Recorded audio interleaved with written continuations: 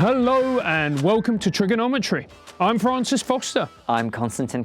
And this is a show for you if you're bored with people arguing on the internet over subjects they know nothing about.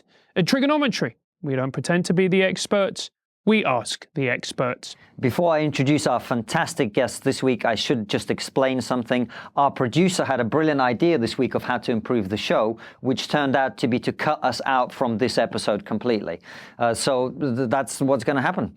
Absolutely. So you will notice that it's going to be mainly focused on Melissa and not on our faces, which to the majority of people, i.e. 99.99% recurring, that will be an improvement.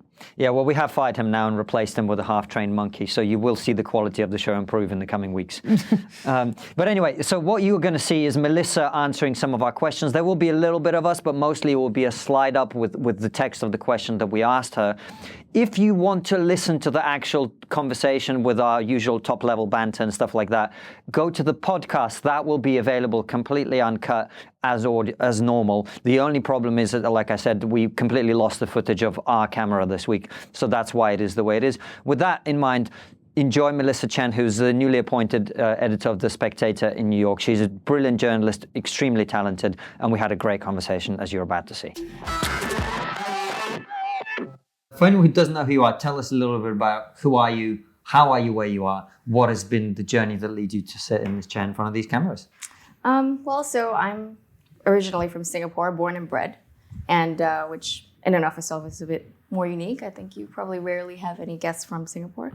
And I made my way to the US maybe when I was 17. I always said I came for education, but I stayed for the civil liberties. Singapore is pretty repressive as a society, and I grew up under conditions where, I knew what it was like to not be able to speak freely. So I've always been very pro free speech. But that having said, I mean, no complaints growing up there. It was one of the best places to have ever, had a childhood. Very prosperous little country and kind of interesting on the political spectrum as well. Not neatly defined as left or right. So that also informs my own worldview in politics pretty much. And so I came to the US, I did science. So I was a scientist for quite a few years. And then met an Iraqi refugee by the name of Faisal, and we founded an NGO together. We deal with sort of Middle East issues, translating texts of the Enlightenment, popular books by Steven Pinker, Sam Harris, all into Arabic and making them digitally available for free for anyone who wants to read them, Arabic, Farsi, and Kurdish. And the idea is to challenge orthodoxy in the Middle East, challenge censorship, and try to bring in plural ideas, right? So that's what I did. And recently joined Spectator USA because they finally, after, it was a long time coming. It was founded in 1828 and here in the UK, and it finally went over to the other side and in print as well. So you'll be able to read me and all my musings and political, ramblings on Spectator USA. So well, that's actually one of the reasons we're keen to have you on the show, because we have been reading your ramblings and your musings. Oops. And you've been quite clear about your views on China. And you're Han Chinese, am I right? I'm half, yeah. Half, yeah. And that's an issue that a lot of our audience have been clamoring for us to start addressing, which is Hong Kong and China more broadly. Right. So let's dip into that. I remember we were talking before we started the show when Donald Trump was running for president, and people making fun of him because he was talking about China, making it a big issue. But from what you've written, my sense is that you are pretty comfortable that it is the major issue that is confronting the United States and more broadly the Western world right now. The entire world. The China issue is really kind of the linchpin issue of our time. I think it's the new Cold War.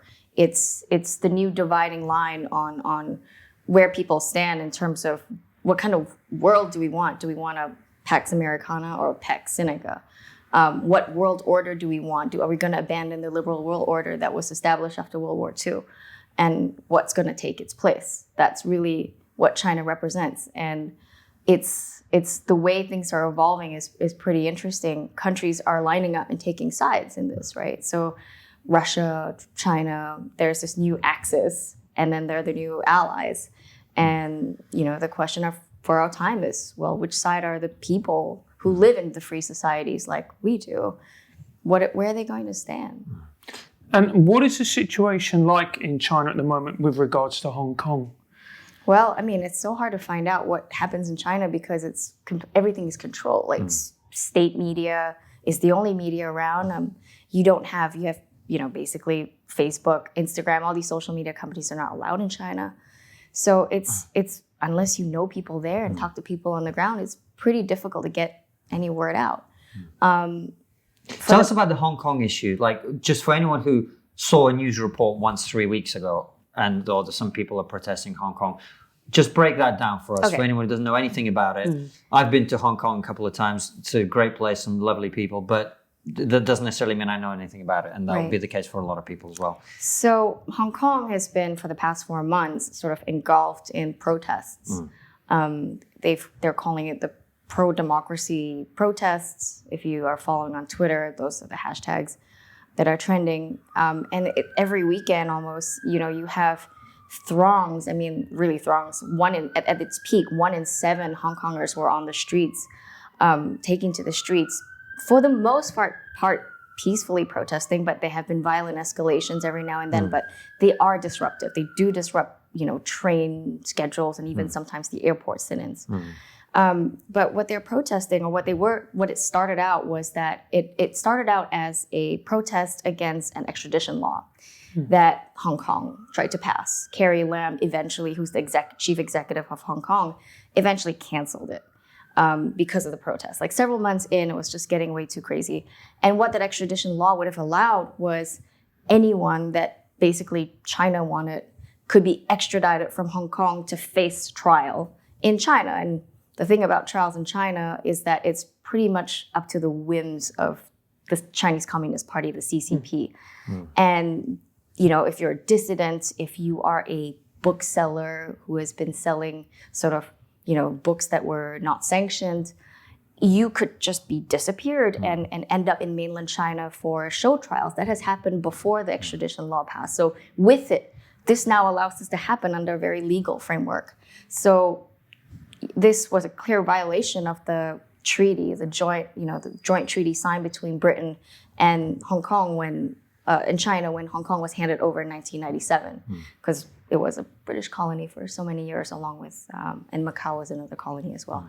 So in the end, they canceled the extradition law, but the protest sort of morphed into something a bit bigger. It became about wanting universal suffrage, because it doesn't exist there.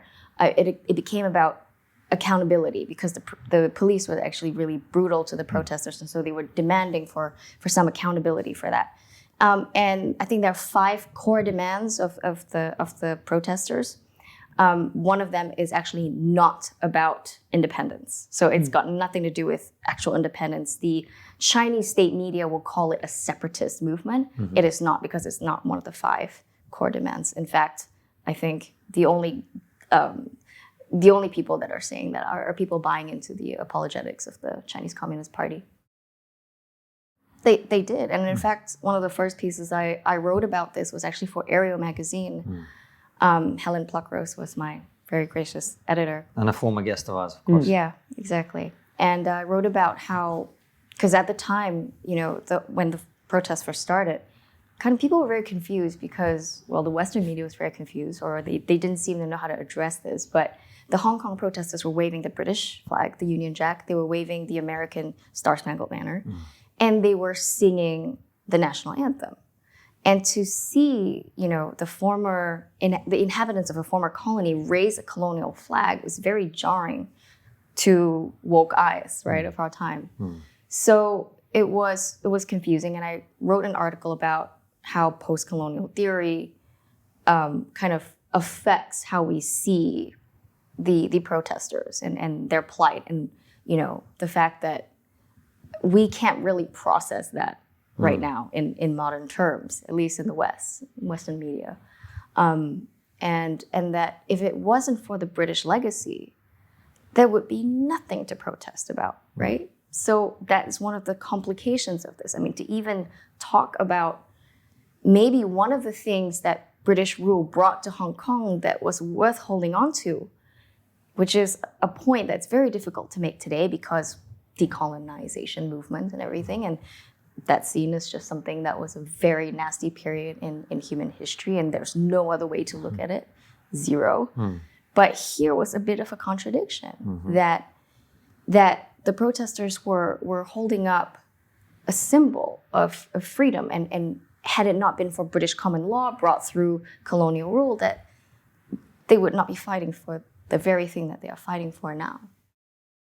I would say that what's interesting about the Hong Kong issue is that it is one of the rare issues that drew bipartisan support in Congress, at least lip service. Right. So you had even Senator Elizabeth Warren coming out and supporting the Hong Kong protesters, and so are many people on the right, like Marco Rubio. So there is at least consensus verbally, but in terms of passing resolutions or supporting the trade war, there's a bit of a divide. I think the left is definitely more critical about the trade war. Whether it is because it's Trump perpetuating it, I don't know, because it's one of those things where I do remember a time when the Democrats were a lot more in favor of protectionist trade policies. Whereas you see the flip where now the conservatives are actually very pro-trade war, that we need to do this to sort of stem China's power. It's going to hurt them more than us. This is an issue of national security. And therefore, we should prioritize national security over economics, over what's going to be comfortable. We're going to lose probably, jobs, GDP's economic growth is going to be sluggish because of it, but it's a worthwhile trade-off because this is a national security issue. So that's where the right stands on the trade war. And then, of course, Trump supporters are just all in, And if you talk to, I have friends that are journalists, and some of them talk to farmers out in the Midwest. They said that many Midwesterners who grow soybeans know that, because of the trade war, China's not going to be buying them, but they kind of see that as a necessary bullet to bite, which is interesting to see that kind of response. As of this moment, so for the trade war is what Trump had implemented was a series of tariffs, some of them incremental, but mostly on agricultural products and other United States exports into China. And likewise, he also had tariffs on imports into the United States to protect certain industries, make it difficult basically for both countries to trade. The theory was that it penalizes China more. And therefore, because it's going to hurt them more, that they would come to the bargaining table to talk about other things. And Trump is always, in fact, he's been campaigning. This has been one of his campaign promises, that China's been treating us very unfairly. Also in the labor markets, we need to push back on them. It's been unfair trade practices. Look at the account deficit.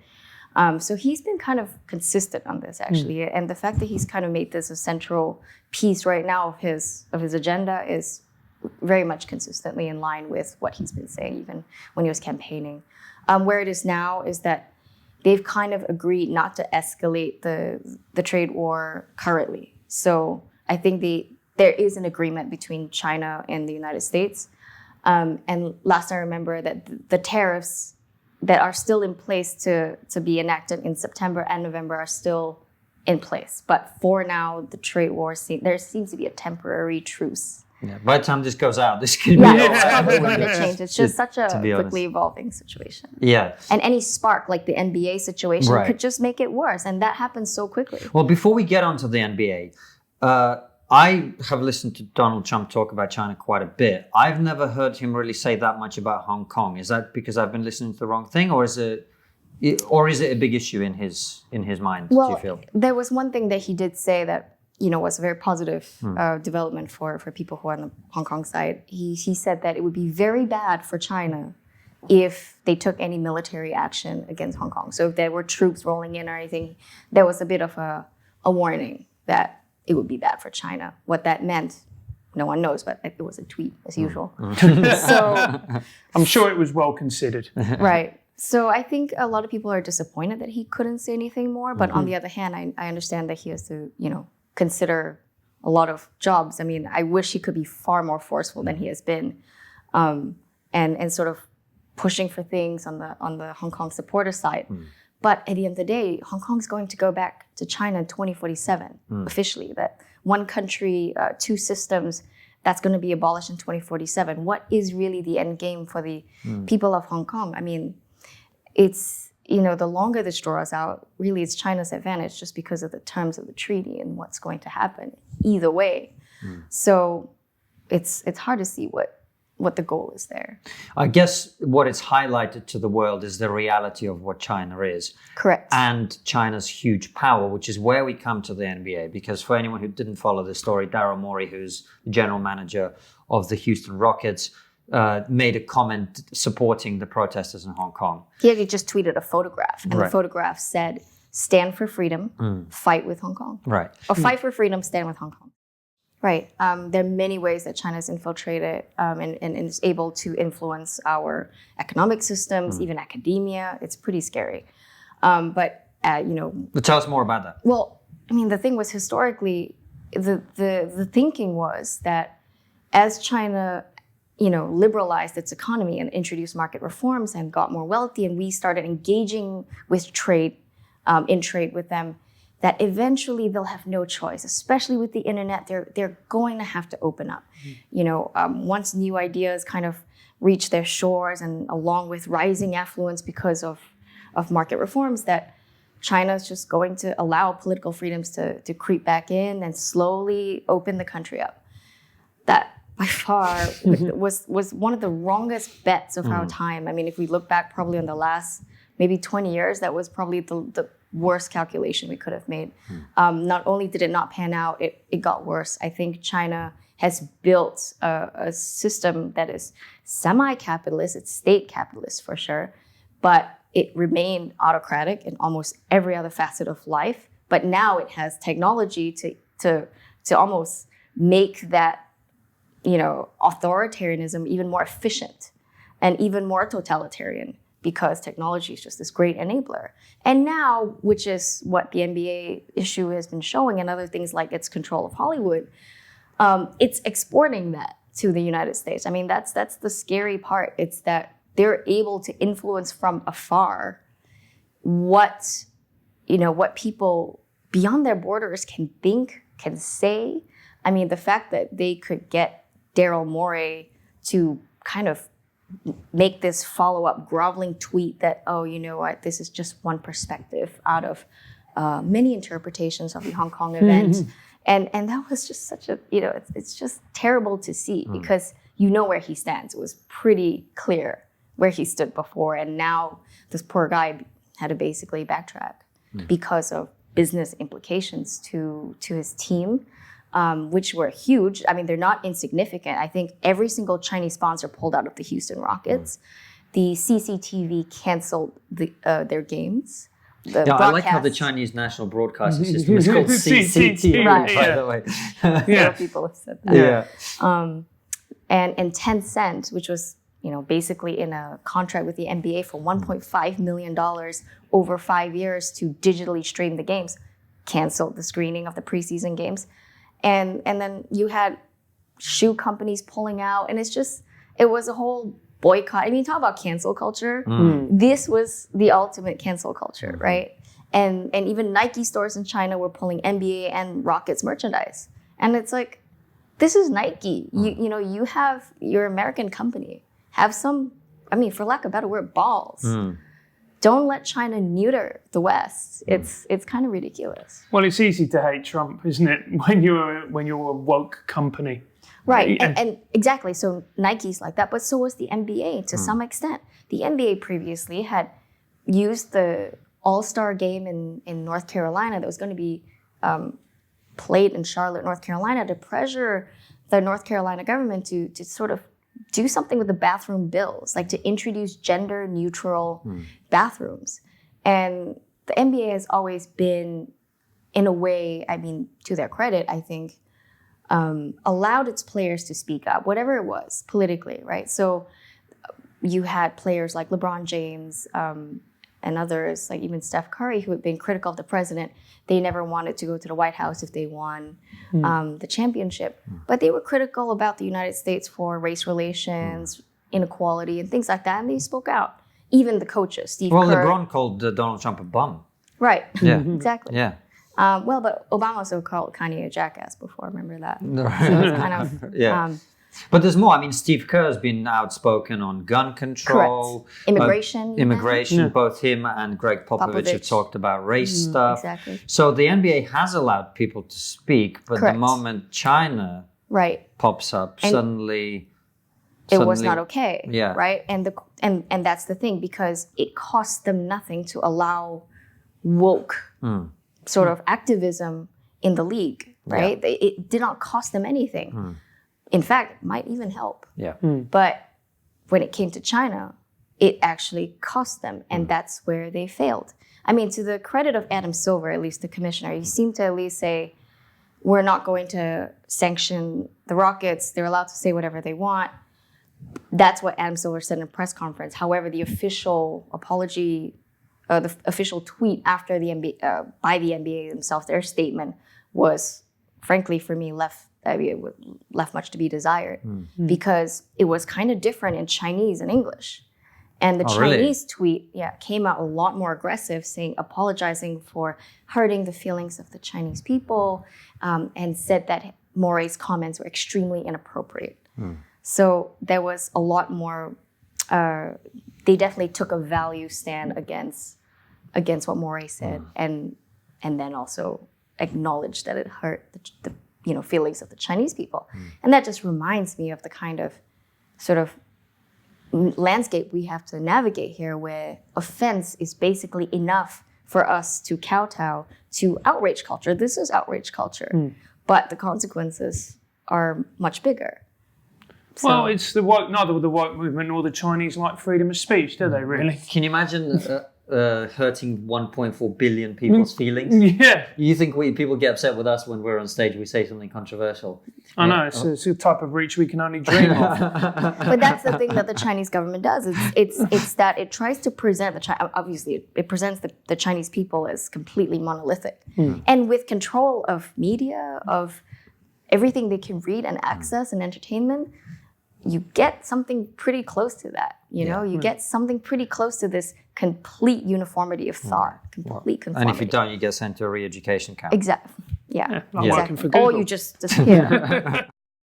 Guys, just a quick reminder that I'm doing my show Orwell That Ends Well in London. The first date is sold out. The second one, there's still got some tickets available. And I'm also in Brighton and in Cambridge in November. You can see the links below in the description. If you want to see Francis, he'll be at the London show. If you don't want to see him, he won't be at the Brighton and Cambridge show. So if you want to see a good show, come to those. Absolutely. So the ones that you're going to need to buy tickets for are Brighton and Cambridge, because I'm not going to be there. So Konstantin is just relying on his comedy. So please buy those tickets. I'll even fucking take that. Come buy the tickets. So for starters, I would say that in general, Chinese people and culture is pretty pragmatic. So if you look at Maslow's hierarchy of needs, if you have your first few tiers met pretty well because of all the affluence in China, nothing else really matters. It's materialistic.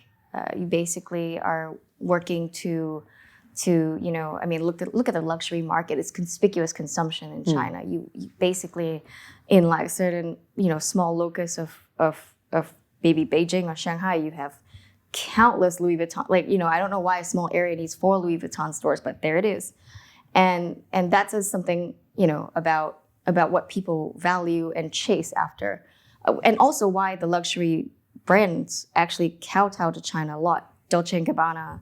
And recently, I think it was Versace had to apologize because I think they listed cities that they were in or countries that they were in, and they listed China and Taiwan and Macau separately. And China said, "Excuse me, those are all China, so get rid of that," and they did. But life there is there's a huge middle class, and people are only starting to get used to new money. They eat well, they enjoy, the good life. I mean, a huge disparity, by the way, between the cities and not cities. Huge. And that is often overlooked because everyone thinks of China as this future, but there is a huge, futuristic kind of like beautiful skyscrapers, but there is a huge disparity between the rural and the city folk. But the only thing that you can't do is not criticize the government, not, it used to be that there were the 3 T's. So you couldn't say Tiananmen, you couldn't say Tibet, and the last T was, I can't remember now, Taiwan, sorry. Right. And now, of course, the 3 T's have grown into other things that they're sensitive. For example, Winnie the Pooh cannot be said or referred to because Xi Jinping, who is now leader for life, a ruler of the Communist Party, somebody had kind of pointed out that he bore a striking resemblance to Winnie the Pooh. So now all references to Winnie the Pooh on Weibo, on WeChat, anything in China is now scrubbed, which is why if you watch the latest South Park episode, I don't want to reveal any spoilers, but Winnie the Pooh features quite a bit in it. And they really went after China in that way. They really did. I think there are a few factors. One is, China, I think Xi Jinping only got, his term really got extended to eternity only in 2017. So that was a more recent.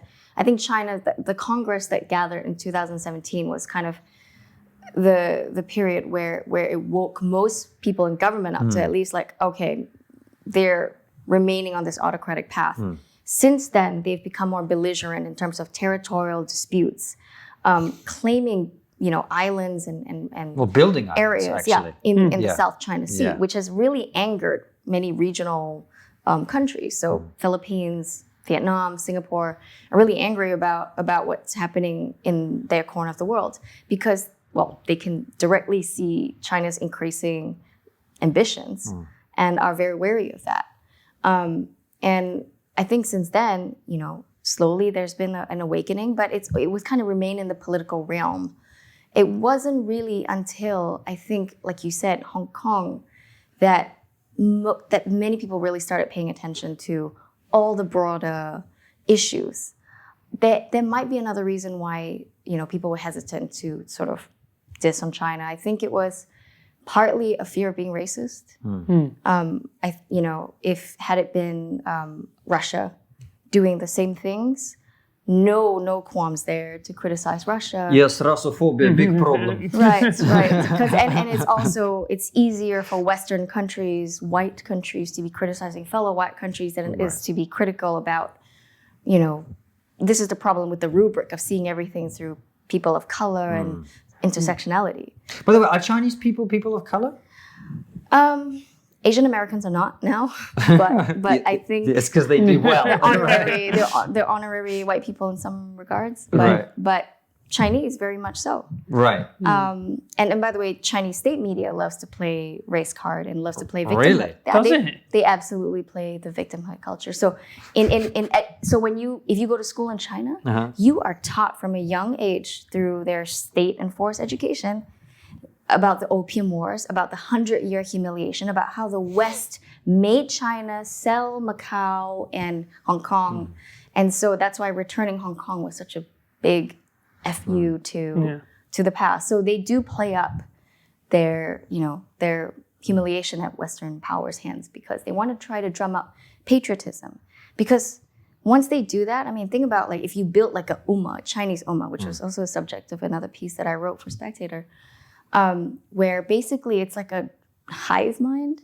All you need to do is just press the button of patriotism and like the Chinese zombies will just rise and just attack and just, come to the same position. And now the government has unilateral power to basically do what they want. And what do you think is going to be the Chinese program in the coming years? Can you just see them wanting to expand their power base? And get their tentacles as widely spread as possible? Yeah, and they're going, especially through technology, if Silicon Valley does not act on principle, and I'm worried about that, it's going to get worse. We're already worried about censorship on social media platforms, but once they're in bed with China or have Chinese investment, how are they going to act? Right. And I think my biggest worry is actually AI. China is spending, if you look at in all the areas where China's putting money on, and in AI, they're outspending the US in terms of investing in developing the technology, AI companies. And what's going to happen when that technology really becomes ripe is they're going to have first dibs and the power to, effectively either export their techno surveillance state to the rest of the world. It is, and I think Trump has expanded what he calls the National Innovation Security Base.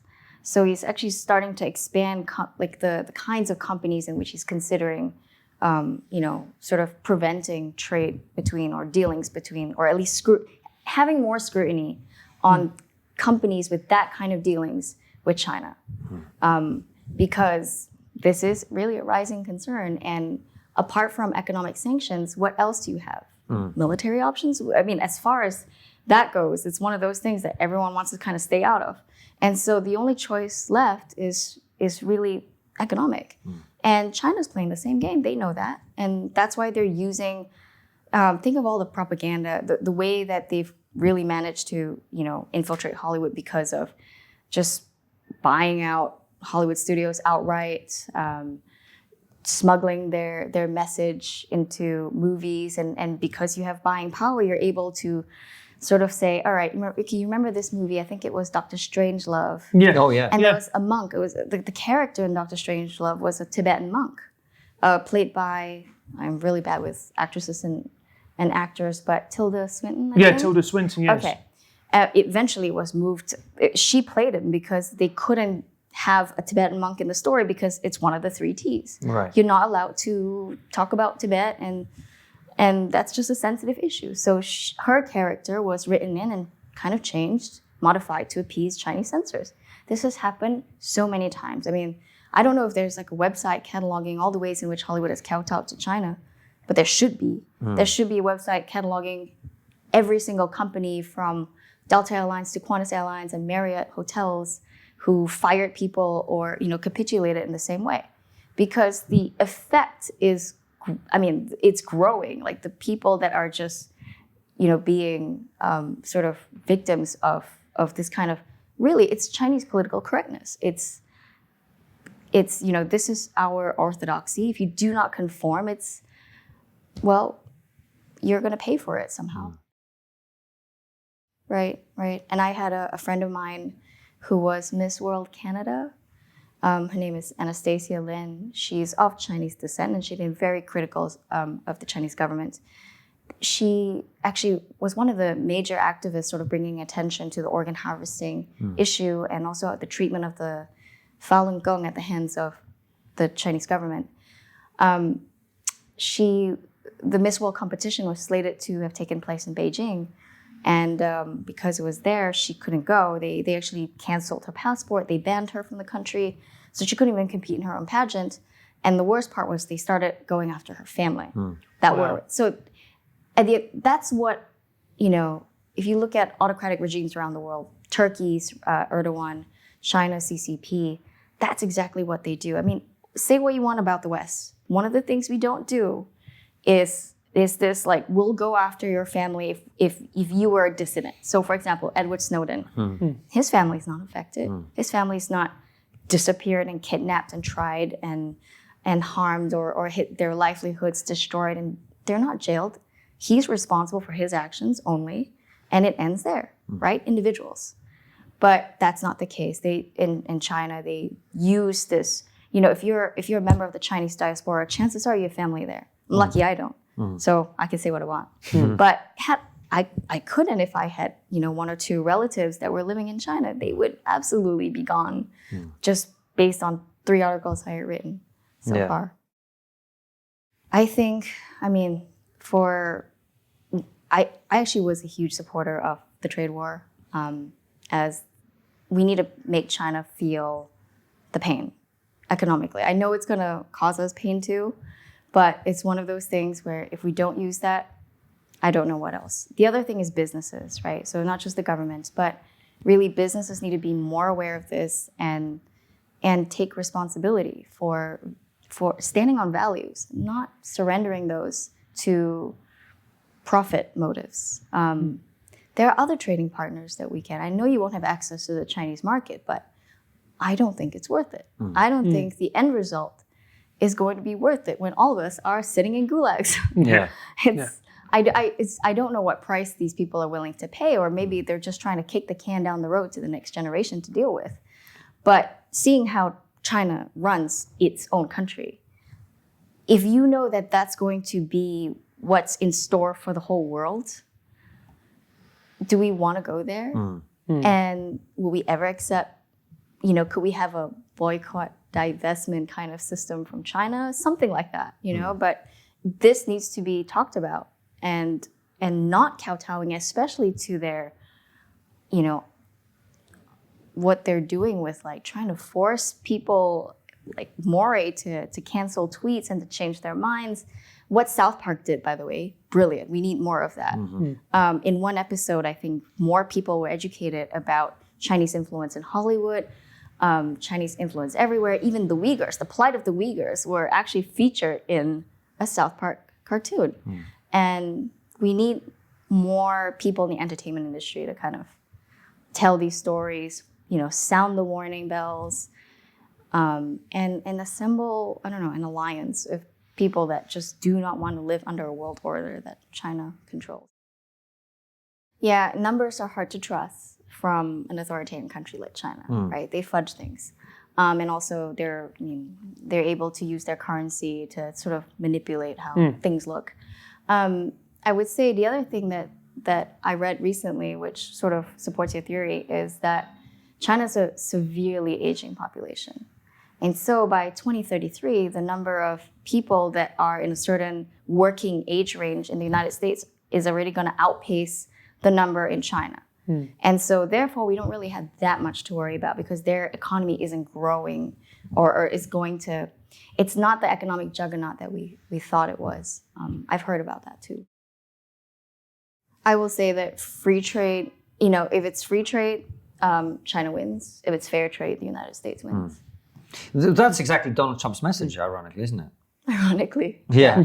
Are you a Trump supporter, if you don't mind me asking? I did not like it when he got into office. I absolutely find his personality troubling, repulsive for me personally.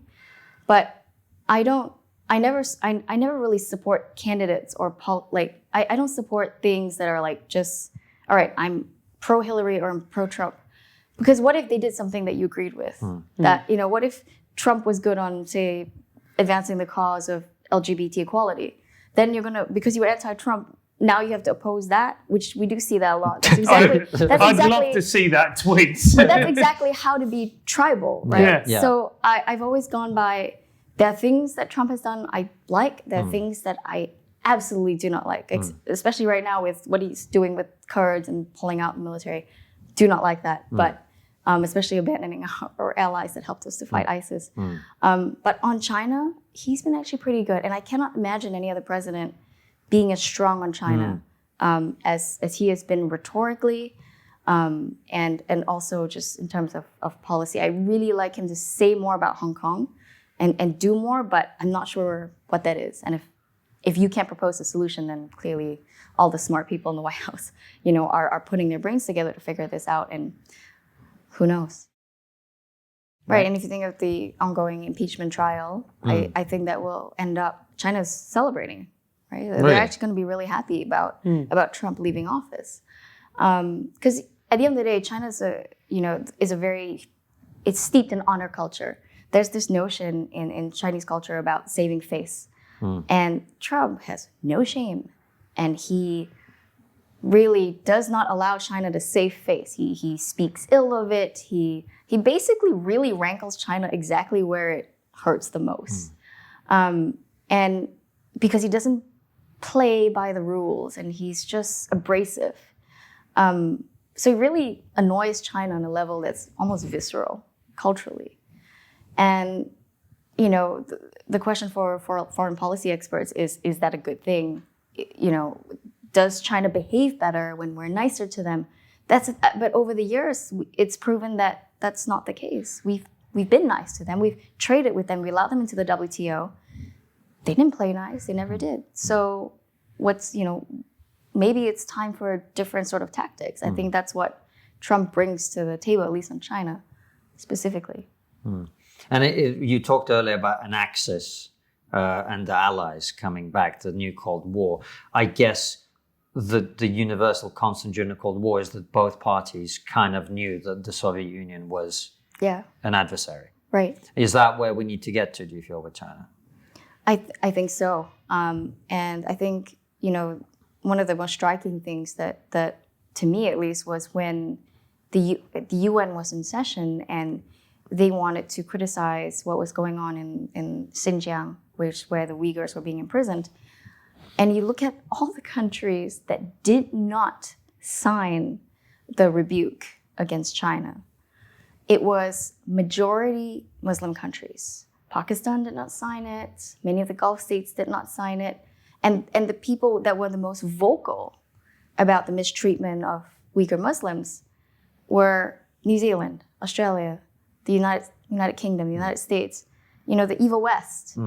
And somehow the narrative that they are the ones who are Islamophobic, and somehow the majority Muslim countries, even Turkey, and the Uyghurs are of Turkic descent, did not stand up for them. I mean, this is like, we're living in this upside down world right now, in a way. Yeah. And you can see how China, because of the Belt and Road Initiative, has many countries basically by the balls because of the sheer amount of investment they have in their countries. I mean, just today, or in the last 2 days, President Xi Jinping was actually in Nepal because he, I think it was a $500 million investment in Nepal. And this is a country that's, where the Tibet is there and Dalai Lama got excised. And you see the welcome that they gave him. And he gave a press conference saying that if Hong Kong continues to happen, that there will be crushed bodies and bones. He said that in Nepal, and the warm welcome that they gave him is pretty much related to the investment that he was bringing to this country. And with the Belt and Road Initiative, investments in Africa, now even South America that they're expanding to, who knows whose influence, who knows whose loyalty the Chinese could buy. It's scary. And that's why the West needs to make a stand. It's what Peter Boghossian was saying about scales, right? I think yesterday in one of his talks, he talked about, okay, so you want to talk about the patriarchy. Where is, say, Saudi Arabia patriarchy? Because we want to qualify what you mean by we live in this, in these times. So, I mean, as we are aware of all these woke antics here, I think a sense of proportionality is in order. There is cancel culture, outrage culture, and all these, and patriarchy and rape culture on a very different scale elsewhere. And we lose proportionality when we're focused on issues here that, by comparison, are just not as severe. Well, I'm guessing rape culture in South Sudan is a lot worse than an American college campus. Right, but not to say it doesn't exist. No, we should always have to say that. I understand. Yeah. Yes, absolutely. Go to Singapore, go to Indonesia. There are a lot of other Asian democracies near China that have the rule of law, that enforce intellectual property rights, that play fair. Do that, The issue, obviously, is that then they won't have access to the Chinese market. So the willingness to do that is probably very low if you're going to be, if you have fiduciary responsibilities to your shareholders. So I hope that that's what they do, but I can't see that being across the board. Okay. It's just too lucrative. Democracy, and whether or not authoritarians actually have an advantage because they are in power longer. So Thomas Hobbes, Leviathan, and how that plays and how that contrasts with systems that we have that we assume are good systems, liberal democracy, right? This is kind of the struggle of our time. Obviously, I grew up in Singapore, and we've had one party in power since independence in 1965. And the country went from third world to first world in my own lifetime. It's almost nation building at its best. And it was done by having this longevity of having, if there was a tumultuous system in which the parties were changing, and it's unlikely that could have been possible. And so one of the things we don't talk about is perhaps what are the merits of these two systems? I mean, we talk about an impending clash, this new clash of civilizations, world orders. Well, what did they get right? And can we design systems, even as we cherish, our liberalism and our democracy here, that can at least give us some of that? What do you mean? Oh, can you give me an example? Well, so for example, is the system that we have in Congress, where, especially now exacerbated by the media cycle, where you basically have to campaign every 2 years, it seems, that cannot be good for, that's why our potholes are not fixed. That's why our airports suck. One of the things I definitely agree with Trump was that he said that LaGuardia and Newark airports were like third world countries airports. I mean, and then you go to places like Bangkok and they've got this sprawling, glass, beautiful airports around the world. When I first immigrated to the United States, it felt like a bit of a downgrade. I was like, this feels like a third world country in many respects. And with long-term planning, you can really do things like urban planning, land use, regulation that are just far more, they're far-sighted. They assume that people are actually going to still be there and they're going to be there in 20 years and they're going to be able to judge and select for the better ideas in a way that just we aren't. So are there systems, policies that can mimic that, but still retain our political freedoms and still retain our right to free speech, which I think is so, so, so important and cannot be compromised on. Thanks for watching, guys. As always, subscribe to the YouTube channel, click the bell button next to the subscribe button so you get notified when a video comes out, and follow us on all the social media @TriggerPod. And also leave us a nice review on iTunes and spread the word.